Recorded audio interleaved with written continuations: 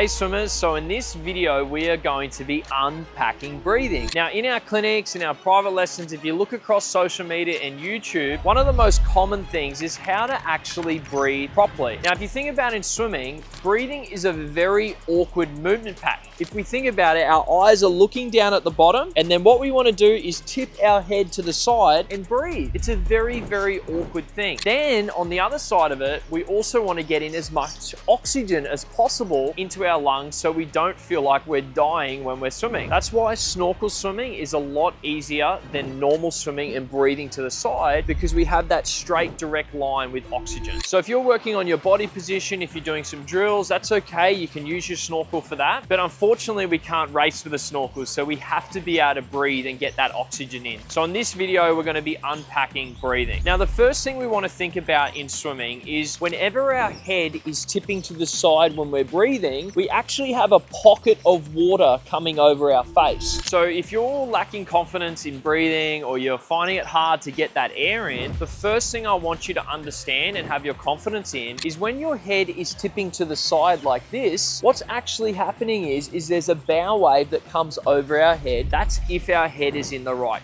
positioning. So let's say that our head is in the right position and we're piercing through that water. We have that good neutral line in our head, and then we turn our head to the side when we're breathing. We should have a really nice big pocket or little bow wave coming over our face, which allows us to get that air in. So I'm going to be jumping in the pool and showing you this in slow motion so you can get a really good visual of how you can do that. But that's the first thing I want you guys to understand is whenever you're breathing and your head is in that right position, that's a little side note in brackets. If your head is in the right position, then what's going to happen is you'll have that nice pocket and bow wave coming over your face so you can get that oxygen in, and you can have your confidence that you're not going to suck in heaps of water and find it really hard to breathe. That's if your head is in the right positioning. How do we know if our head is in the right position? The biggest thing we want to be thinking about is making sure that we have that chin back. If my chin is dipped or my chin's on my chest or I'm looking too far forward, you can naturally see how much that changes my head positioning. So we want our eyes to be in that nice neutral positioning. We want to get our chin back like this and making sure we've got that nice line through here when we're swimming, and that's going to allow us and give us the ability to be able to turn our head to the side and get that nice bow wave over our face so we can get that oxygen in. The next thing we want to be thinking about when we're breathing is we want to play almost like hide and seek. And I know this sounds a little bit kiddie out there, but sometimes we need to be a bit kiddie in order to get our swimming right. And it's all about the cues and the explanation that helps our brain remember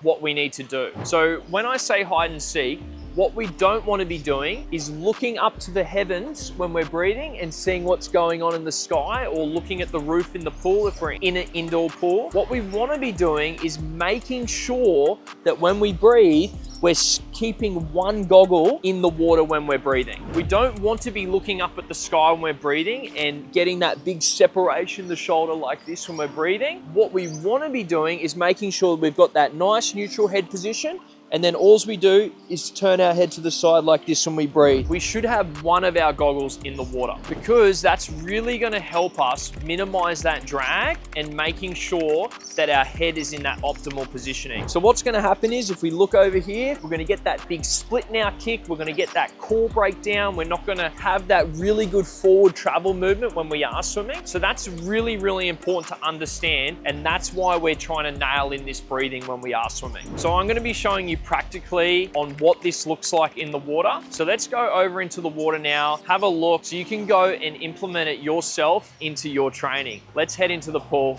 now.